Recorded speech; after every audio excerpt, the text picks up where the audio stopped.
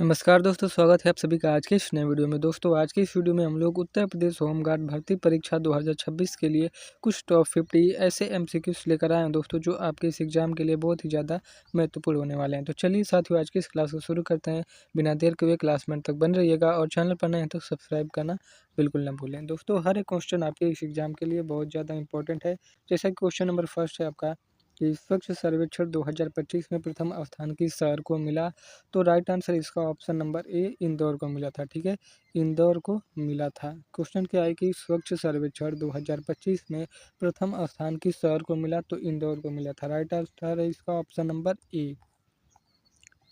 Next question है कि सर्वप्रथम इंडिया शब्द का प्रयोग भारत के लिए किस भाषा में किया गया। तो राइट आंसर इसका ऑप्शन नंबर बी ग्रीक भाषा में सबसे पहले इंडिया शब्द का प्रयोग किया गया था। ठीक है, ग्रीक भाषा में।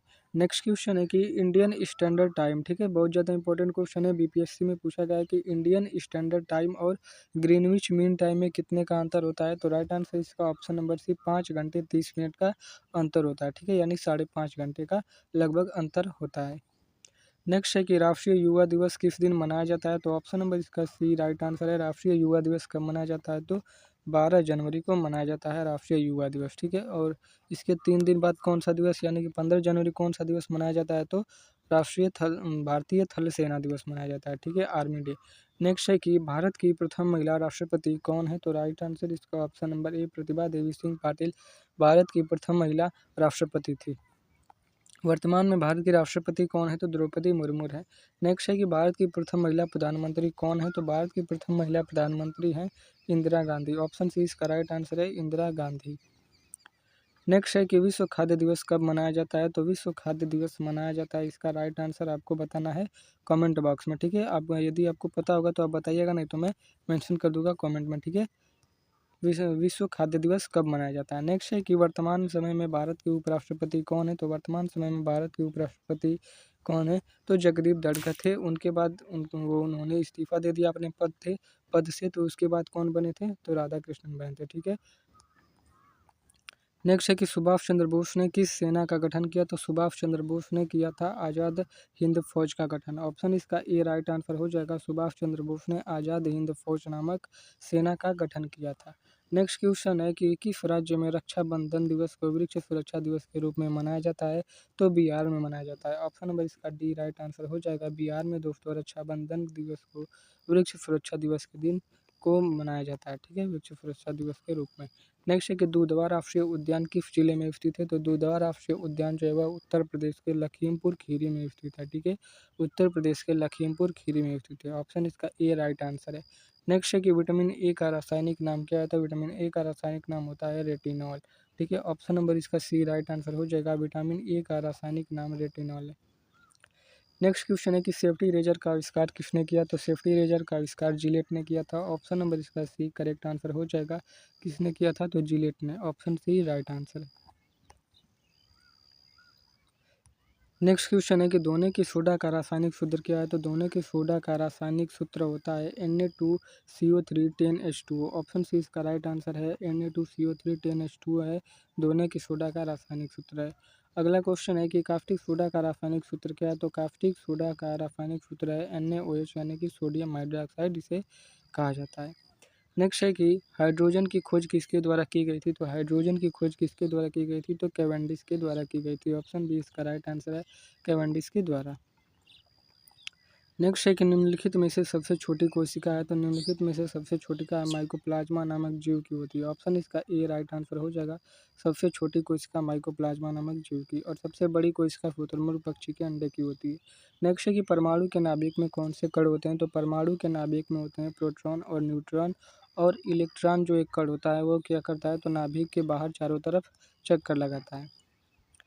नेक्स्ट है कि लाइट ऑफ एशिया के नाम से जाना जाता है। तो लाइट ऑफ एशिया के नाम से गौतम बुद्ध को जाना जाता है। ऑप्शन नंबर इसका ए राइट आंसर हो जाएगा। गौतम बुद्ध को। अगला प्रश्न है कि भारत में राष्ट्रीय आय का आकलन सबसे पहले किसने किया था। तो भारत में राष्ट्रीय आय का आकलन सबसे पहले ऑप्शन नंबर इसका सी राइट आंसर हो जाएगा। दादा भाई नौरोजी ने किया था भारत में राष्ट्रीय आय का आकलन सबसे पहले।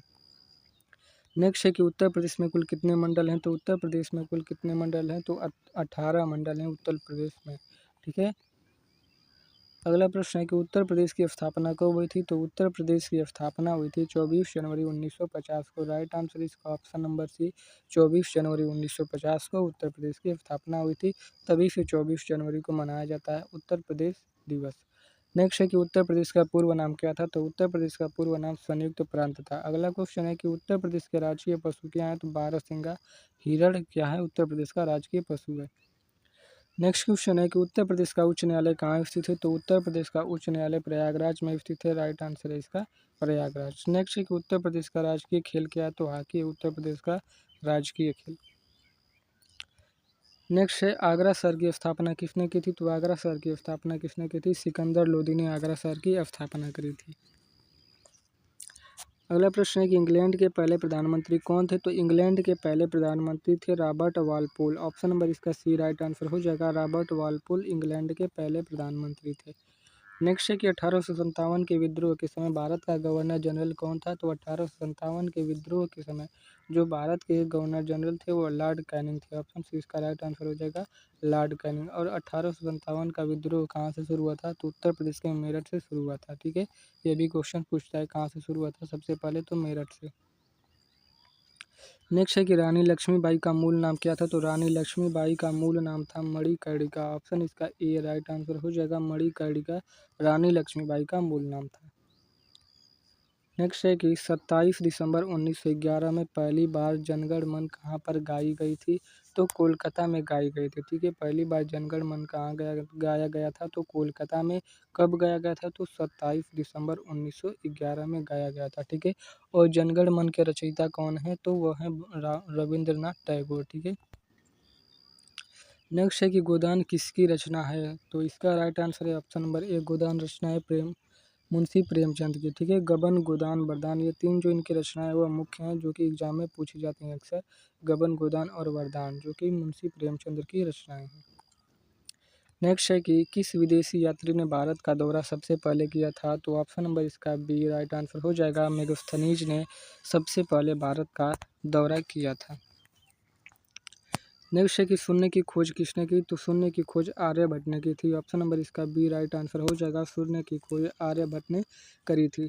अगला प्रश्न है कि पहली बार परमाणु बम कहाँ फेंका गया था? तो पहली बार परमाणु बम फेंका गया था ऑप्शन डी इसका राइट आंसर है हिरोशिमा में, जापान में यह पड़ता है। ठीक है, जापान के हिरोशिमा और नागासाकी पर फेंका गया था। तो ऑप्शन इसका डी राइट आंसर हो जाएगा हिरोशिमा में। वर्ल्ड वार 2 के समय फेंका गया था। ठीक है, जो कि वर्ल्ड वार 2 कितने वर्ष तक चला था? तो 6 वर्षों तक, 1939 में शुरू हुआ और 1945 तक चला था। नेक्स्ट है कि नेपोलियन फ्रांस का सम्राट कब बना? तो नेपोलियन फ्रांस का सम्राट बना था 1804 में। ठीक है, हिस्ट्री के भी क्वेश्चन हैं जो कि आपके एग्जाम के लिए इंपॉर्टेंट हो सकते हैं, उन सबको इसमें शामिल किया गया। नेक्स्ट है कि फ्रांस की क्रांति कब हुई थी? तो फ्रांस की क्रांति हुई थी 1789 में। ऑप्शन नंबर इसका बी राइट आंसर हो जाएगा। फ्रांस की क्रांति हुई थी 1789 में। नेक्स्ट क्वेश्चन है कि फ्रांसीसी क्रांति के समय फ्रांस पर किसका शासन था? तो फ्रांसीसी क्रांति के समय फ्रांस पर उस समय किसका शासक था? तो लुई 16वां का शासन था। नेक्स्ट है कि सेल्सियस और केल्विन तापमान के बीच क्या संबंध है? तो सेल्सियस पैमाना जो होता है और केल्विन पैमाना उनके बीच संबंध होता है 0 डिग्री सेल्सियस बराबर 273 डिग्री केल्विन। ठीक है, 0 डिग्री सेल्सियस बराबर 273 केल्विन। ऑप्शन इसका बी राइट आंसर है। नेक्स्ट है कि उत्तर प्रदेश में कुल कितने जिले हैं? तो राइट आंसर है इसका उत्तर प्रदेश में कुल कितने जिले हैं? तो 75 जिले हैं उत्तर प्रदेश में। ऑप्शन नंबर इसका सी राइट आंसर है 75 जिले। नेक्स्ट है कि लखनऊ किस नदी के किनारे पर बसा है? तो लखनऊ बसा है गोमती नदी के किनारे पर। ऑप्शन सी इसका राइट आंसर हो जाएगा गोमती नदी के किनारे पर।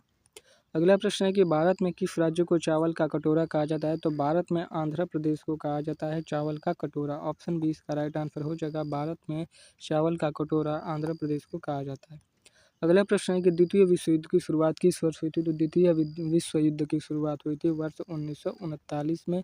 और कब समाप्ति हुई थी? तो 1945 में। ठीक है, और 1945 में ही संयुक्त राष्ट्र संघ की स्थापना हुई थी 24 अक्टूबर 1945 में। ठीक है, यह दोस्तों यह युद्ध था जो 6 वर्षों तक चला था।